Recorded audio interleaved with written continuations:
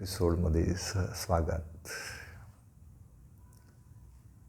चंदन चावल बेल की पतिया, शिवजी का ध्यान धरो रे, हे प्रभु मेरा काम करो रे.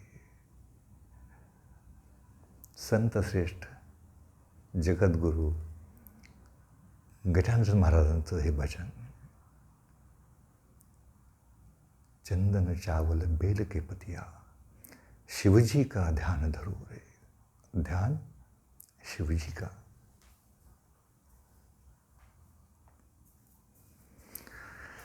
प्रकट गुह्य बोले, विश्व ब्रह्माची केले, नाम जनार्दने पायी मस्तकी ठेविले.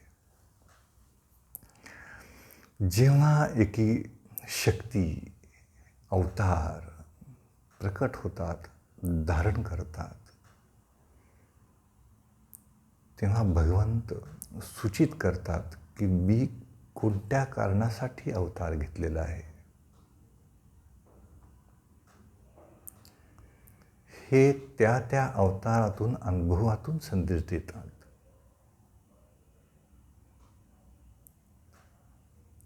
गजानन महाराजांचं प्रकट अशा ठिकाणी ते बसले होते. ब्रह्मा सर्व शक्ती आव्हान करतायत. गुरुर ब्रह्मा, विष्णू ब्रह्मा आहे. गुरुर विष्णू, गुरुर देवो महेश्वरा, गुरुर साक्षात परब्रह्म. ब्रह्म अहम ब्रह्मास्मी. कलियुगात ब्रह्माला महत्त्व. ब्रह्म भोजन, प्रसाद. भगवंतानं अवतार प्रत्येक वेळा घेतलेला आहे. तो संदेशच आहे. प्रसाद, दीक्षा, भिक्षा.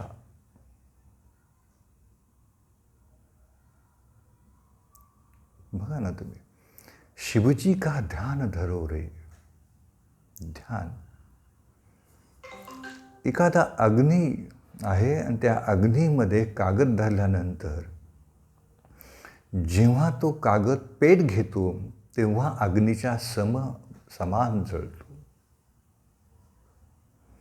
जोपर्यंत तुम्ही भजनामध्ये रममाण होत नाही तोपर्यंत भजनाचा आनंद तुम्हाला घेता येत नाही. जोपर्यंत क्लासमध्ये तुमचं लक्ष असत नाही तोपर्यंत त्या वर्गात काय चाललंय, शिक्षक काय शिकवत आहेत त्याच्याशी तुम्हाला समरस होता येणार नाही. लक्ष, वेध, ध्येय हे चिंतनासारखं असलं पाहिजे. मनन करता आलं पाहिजे त्याच्यात. घरात आल्या की घरामध्ये समरस होता आलं पाहिजे. सिस्टीमच बदलून टाकली, मशिनरीच बदलून टाकली. देहाचे भाग तरी किती करायचे, त्या मनाचे भाग तरी किती करायचे, अशक्य होतंय. म्हणून चिंतन हा अत्यंत महत्त्वाचा मार्ग भगवंतांनी सांगितला आहे. आणि त्याच कारणासाठी चिंतन नुसतं होईल का? नाही. आधी देहाची चिंता आणि मग मनाची चिंतन. देहाच्या चिंतेसाठी, देहाला जागवण्यासाठी पूर्ण ब्रह्माच्या तिथंच अवतार घेतला. अन्न हे पूर्ण ब्रह्म आहे. ज्या ठिकाणी प्रकट झाले त्या ठिकाणी अशी परिस्थिती निर्माण होती की हे भवंडर होतंय का, हे वाळवंट होतंय का. पाणीसुद्धा मिळत नव्हतं जीवांना. भगवंत असंच असतात. अशा ठिकाणीच प्रवेश करतात की जिथे जागृतीची गरज आहे, जिथे धर्माची गरज आहे, दिशा दाखवण्याची गरज आहे. प्रकट कोणी मध्यानीचं प्रकट होतं, तर कोणी मध्यरात्री प्रकट होतं. उद्देश एकच, जड जीवांना यातनेतून मुक्त करणे उद्देशच आहे भगवंताचा. भगवान कृष्ण जेलमध्ये जन्मले, कारण का संपूर्ण जीवन,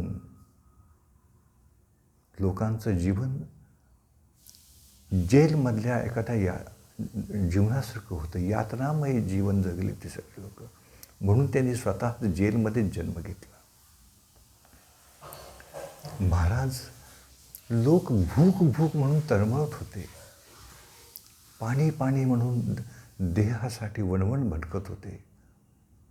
कोण देणार पाणी आणि कोण देणार भूक? का स्पर्धा विकोपाला गेली होती. विजय ग्रंथामध्ये आहे.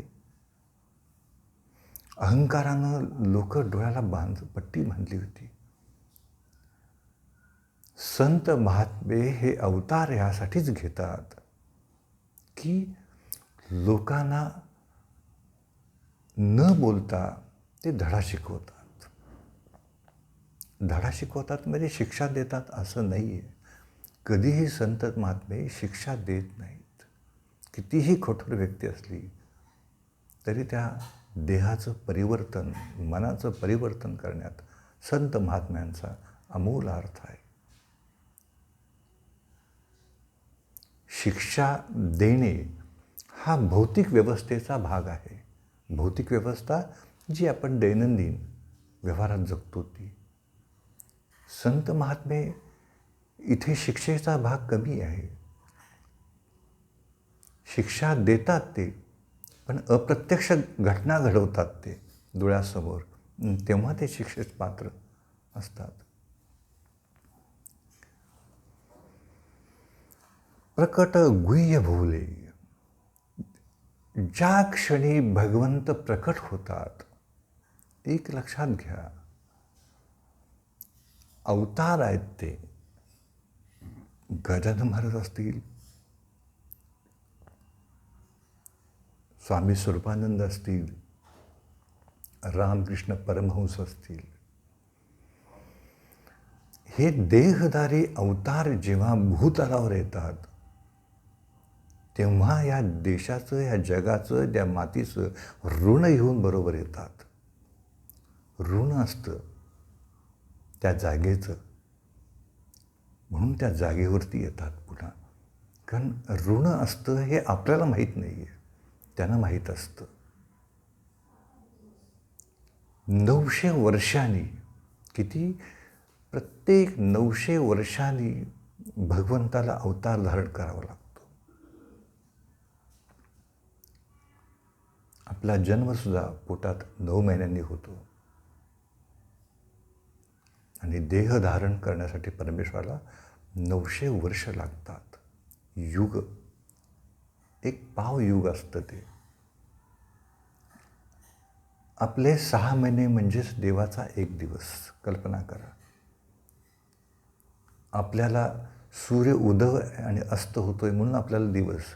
एरवी तुम्ही अंतरात गेला तर काही अस्तही होत नाही आणि उदयही होत नाही. अशी ठिकाणं आहेत पृथ्वीवरती की जिथं सूर्य अस्तालाच जात नाही, रात्रही होत नाही आणि दिवसही होत नाही. अशी परिस्थिती आहे या भूमीवरती. तो भाग वेगळा. आपल्याला त्या इतक्या विचार खोलात जायचं नाही आहे. संत महात्मे हे ज्या वेळेला प्रकट होत असतात, त्यावेळेला या भूतलावरती अशी शक्ती निर्माण होते. अचानक अशी ग्रहरचना तयार होत असते. त्या ग्रहरचनेमध्ये 3 ग्रह अत्यंत मोलाचे कार्य करतात. कुठलेही शंकर बाबा असतील, साईबाबांचा अवतार असेल, गजानन महाराजांचा अवतार असेल, या 3ही अवतारात, 4ही अवतारामध्ये एकच अत्यंत महत्त्वाचे ग्रहयोग आहेत. मंगळ, गुरु आणि शनी. या 3ही ग्रहांचा योग जेव्हा अवकाशात, अंतराळामध्ये संयुक्त शक्ती निर्माण करतो, तेव्हाच हे अवतार धारण करतात संत महात्मे. ज्या वेळी ह्या भूतलावरती लोक वणवण भटकत असतात भुकेसाठी, मी तुम्हाला आत्ताच सांगितलं, जिथे गरज आहे तिथेच अवतार घेतात. अवताराचा संदेशच असा आहे की हे अन्न आहे, हे ब्रह्म आहे आणि ह्या ब्रह्मामध्येच सत्य आहे. यासाठीच आपला देह आहे.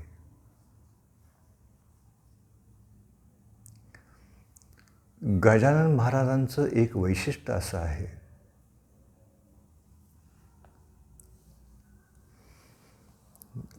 सत्य आहे ही गोष्ट.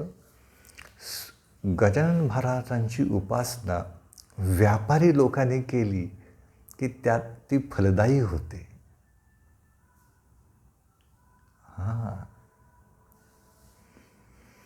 कितीतरी व्यापारी लोक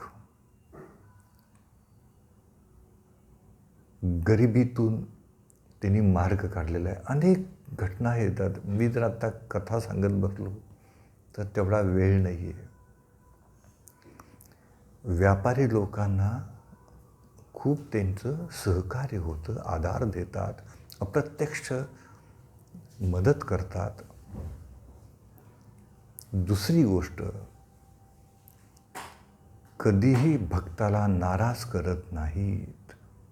कुठलाही भक्त जाऊ देत, कोणत्याही क्षणी कुठल्याही ठिकाणी असू देत, प्रत्यक्ष अप्रत्यक्ष ते मदत करतातच. आणि अनेक भक्तांना अनुभव आलेला आहे, कधी प्रत्यक्ष तर कधी अप्रत्यक्ष.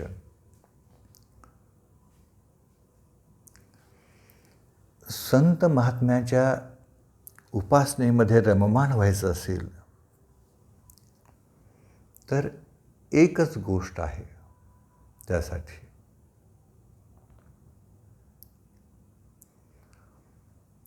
तुम्हाला समर्पण करावं लागेल काही क्षणासाठी. द्यायला शिकलं पाहिजे. संत महात्म्यांचा हा संदेश हा एकच आहे, सर्व संत महात्म्यांचा. द्यायला शिकलं, सर्व द्या असं त्यांचं मुळीच मत नाही आहे. काहीतरी द्या. तुमचा वेळ द्या, चिंतन द्या, एक घास द्या. नाहीतर तुमच्याकडं जर 10 लाख रुपये असतील तर त्यातला 1 रुपया द्या.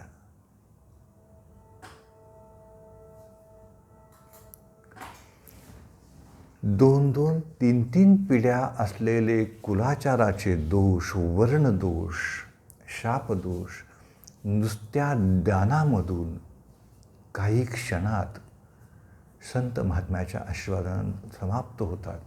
म्हणूनच उद्धार होतो तिथे लोकांचा. तिथे काय गजानन महाराज शेगावलाच गेलं पाहिजे असं बिलकुल नाही. मी स्वतः अनुभव घेतले. मला वाटतं परवा मी कुणाला तरी फोन करून सांगितलं, मी ती तळमळत होती, मला तिथं जाऊन प्रसाद घ्यायची वेळ आली. आश्चर्य मला नंतर लक्षात आलं की अरे इथं तर गजानन महाराजांचं मठ आहे ठाण्यामध्ये. तिथे जाऊन मी प्रसाद घेतला. अर्थात मठ बंद होता, बाहेरूनच प्रसाद घेतला. मला वाटलंही नाही 1.5 तासापूर्वी की मी इथं येईन आणि प्रसाद घेईन. एक सामान्य जीवन जगताना मलाही काही गोष्टी आश्चर्यकर अनुभव येतात.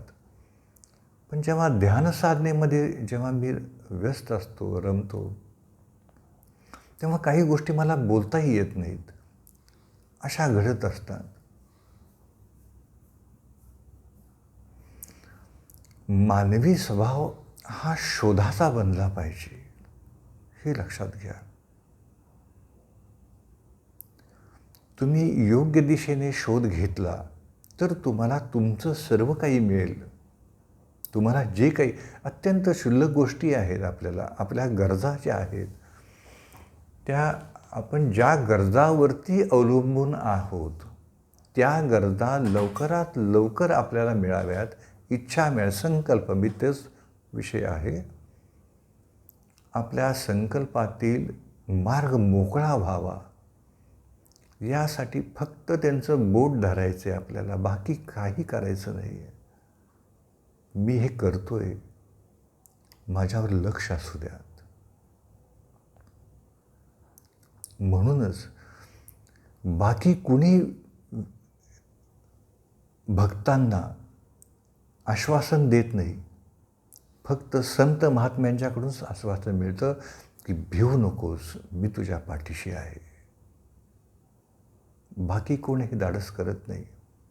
मी आत्ताच मगाशी एका ह्याच्यामध्ये सांगितलं,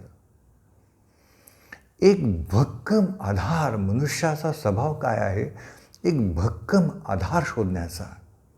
असा आधार की जिथं खात्री आहे, जिथे विश्वास आहे, जिथं अपयश हा नावाचा शब्दच नाही आहे, असा आधार शोधण्यामध्ये आयुष्य जातं आपलं, संपूर्ण आयुष्य. तरीही आपल्याला कधीकधी आपलं मन इतकं चंचल असतं की विश्वासच आपण ठेवत नाही. असं नाही. ते भगवंताची उपासना आणि संत महात्म्याची उपासना यात खूप अंतर आहे. भगवंत तुम्हाला कसोटी घेतील, संत महात्मे नाहीत. ते भक्तांना यातना देत नाहीत, कधीही देत नाहीत. फक्त थोडीशी परीक्षा बघतातच ना. ते तुमच्यासाठी ते उपाशी राहतील. एकदा पक्क ना पक्क. तुम्ही बोलला ना की बोलला. उगाच चिलीम हातात धरली का त्याने? काय संबंध सांगा? संतांचा ह्या अवताराचा संबंधच काय त्या चिलमीचा?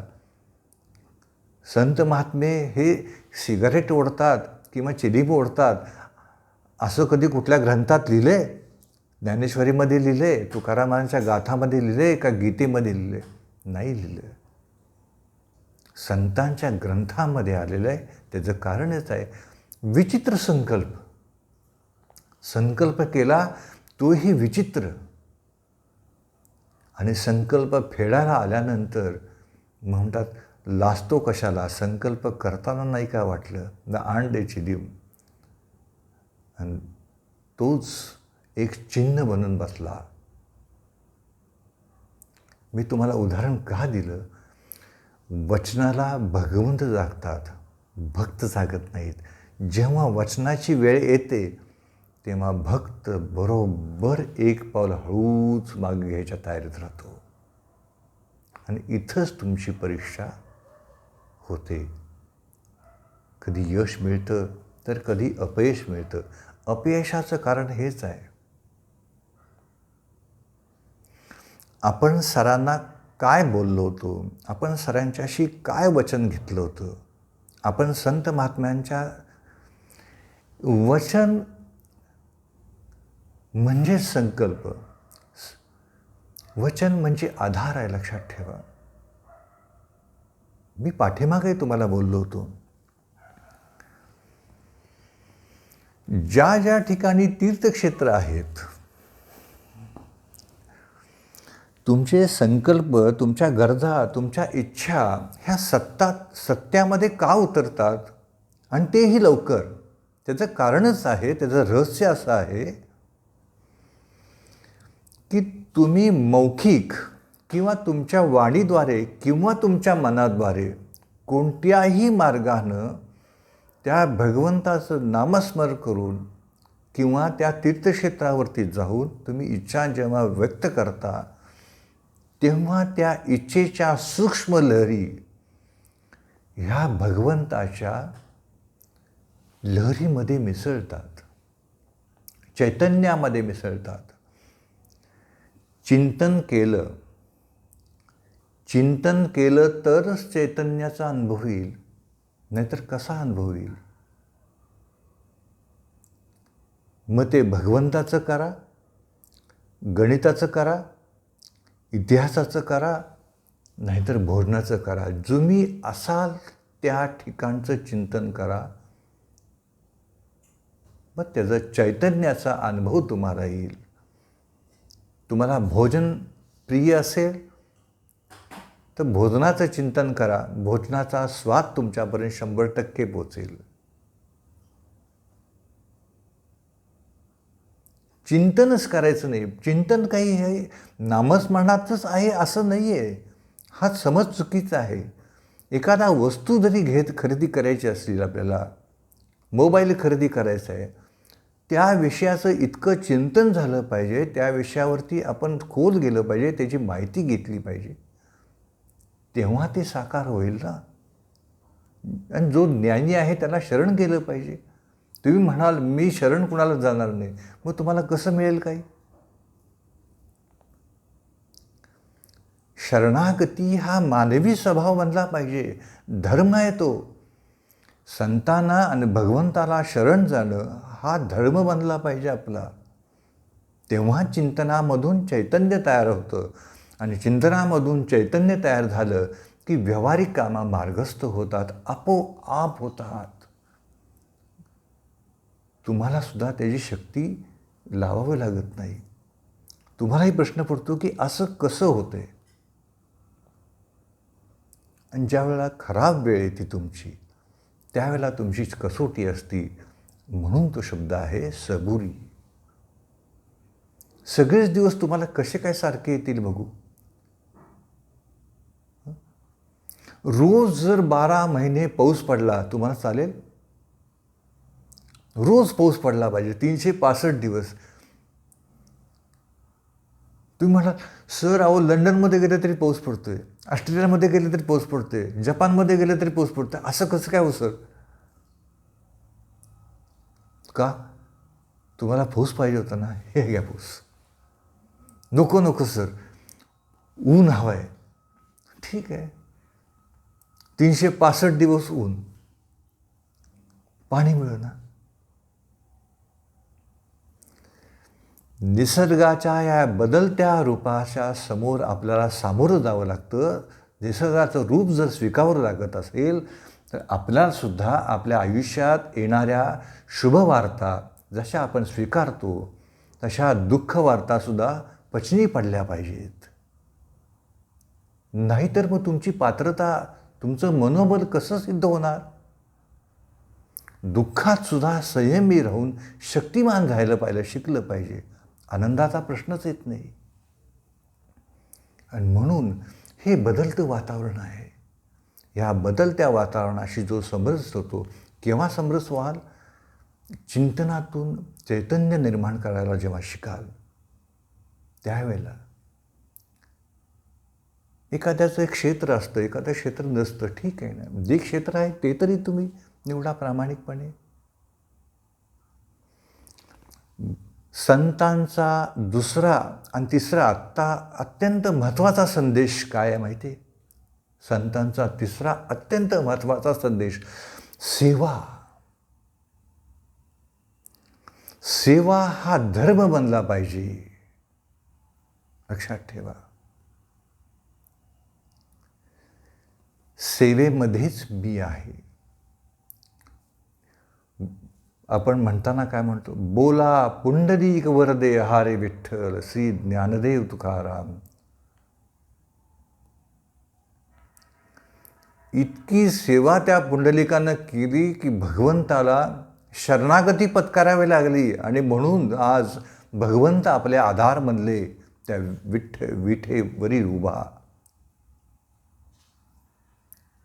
आयुष्य हे आपला आधार शोधण्यात जातं.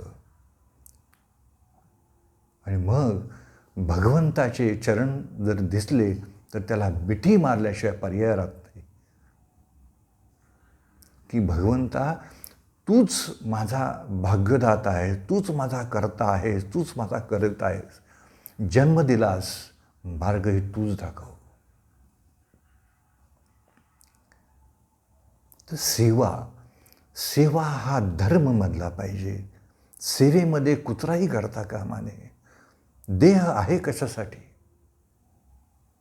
आपण एक लक्षात ठेवा, आपण नोकरी करतो कंपनीमध्ये, ती सेवाच आहे. तुम्ही सेवा करता, कंपनीचा मोबदला करता, पण सेवा म्हणजे हे लक्षात ठेवा कंपनीची नाही, ही देश सेवा आहे. हे लक्षात घ्या. तुमच्या कंपनीचं तुमच्या हातून जर उत्पादन चांगलं झालं तर त्या देशाचं नाव संपूर्ण जगामध्ये कानाकोपऱ्यात होतं. किती देशातल्या लोकांना हिंदी भाषा समजते हो, पण ह्या लता दीदींनी जगाची रीतच बदलून टाकली. ज्यांना हिंदी येत नाही ते सुद्धा शिकायला लागले, संगीत ऐकायला लागले. समजत नाही पण संगीत ऐकल्यावर खूप समाधान वाटतंय सर. त्याच्यावर डोलतात लोक, ऐकतात, चिंतन करतात. याला म्हणायचं आत्मशक्ती. जेव्हा तुम्ही सेवा करायला शिकाल प्रामाणिकपणे तेव्हा आत्मशक्तीचा उदय होतो आणि त्याच वेळेला संतांची मदत तिथून सुरुवात होते. आपल्याला करायचंच काही नाही आहे म्हटल्यानंतर मग कसं होणार. म्हणून सेवा हा धर्म बनला पाहिजे आणि मग धर्मातून कर्म, आधी धर्म आणि नंतर कर्म. बघा तुम्ही भ्रमर, तुम्हाला आश्चर्य वाटेल, हा भ्रमर जसा आपल्याला वास्तविक त्या भ्रमरची भीती वाटते. भ्रमर आणि मधमाशी ही अत्यंत चांगली सुगंध निर्माण करतात. वातावरणातला चैतन्य निर्माण करण्याची शक्ती या भ्रमरामध्ये आहे, मधमाशांच्यामध्ये. तुम्ही सांगा, मधमाशा काय गोळा करतात? मध गोळा करतात. मध गोळा करणाऱ्या मधमाशा ह्या वाईट कशा असू शकतील?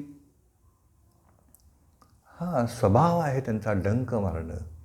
त्यांच्या वाट्याला गेलं की डंक मारणारच की त्या, कारण आपल्याला चोरून मध खायची सवय लागली त्यांचा हळूच. बाकीचे लोक सांगा बरं, फळं पळवतात पक्षी, पण मधमाशा मध आणून देतात. सेवा, प्राणीसुद्धा सेवेमध्ये मग्न आहेत. खारोटी की ज्याला आपण शेकरू म्हणतो, प्रभू रामचंद्राच्या ठिकाणी गेल्यानंतर आपण म्हणतो ना, तिथूनच ते वाक्य आपल्या एक घोष वाक्य म्हणून बनलं, माझा खारीचा वाटा घ्या. सेवाधर्म सुरू केला आणि कर्मामध्ये ती रममाण झाली. कुणाच्या? प्रभूंच्या. तहान, सेवा करताना तहान भूक हरली पाहिजे. हा तिसरा संदेश आहे संत महात्म्याचा आणि गजानन महाराजांनी नेमकं तेच केलं. लोकसेवेमध्ये रममाण झाले, वेळेला मुलांच्या काठ्या पण सहन केल्या, पण प्रत्येकाच्या वचनाला जागले.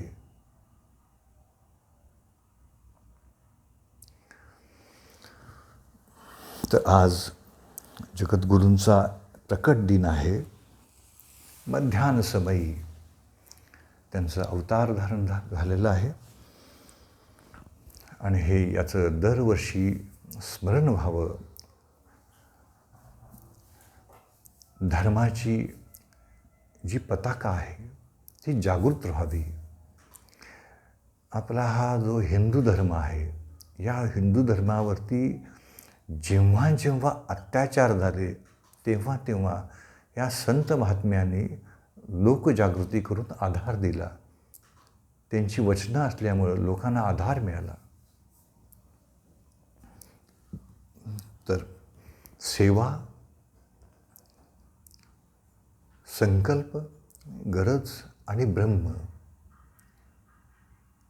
अशा तिन्ही गोष्टींशी संबंधित संत गजानन महाराजांचा प्रकट दिन जो आहे प्रकट झाले. ते प्रकट होताना त्यांनी जेव्हा अवतार धारण केला, त्या अवतार धारण करण्यापूर्वी देहाचं परिवर्तन केलं. कोणाच्या देहाचं परिवर्तन केलं?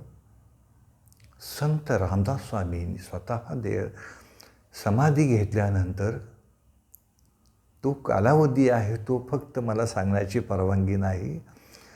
संत रामदास स्वामींच्या देहाचं परिवर्तन जेव्हा झालं तेव्हा त्या परिवर्तनाचा जो संदेश आहे तो संदेश उत्तरेच्या दिशेने होता.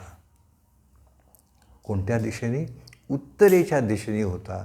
आणि त्यामुळं त्यांनी शेगावला अवतार धारण केला. आणि शेगावला अवतार धारण करण्यापूर्वी त्यांनी अगोदर एक दिवस शेगाव येथील जे भक्त आहेत त्यांचं नाव मी उद्या सांगेन, आज मला सांगता येणार नाही. त्यावेळी त्या भक्ताला त्यांनी मध्याह्न समयी दुपारी दर्शन दिलं, कारण ते बोलण्यासाठी व्यस्त थांबले होते. अशा प्रकारे ही संत सेवा आहे.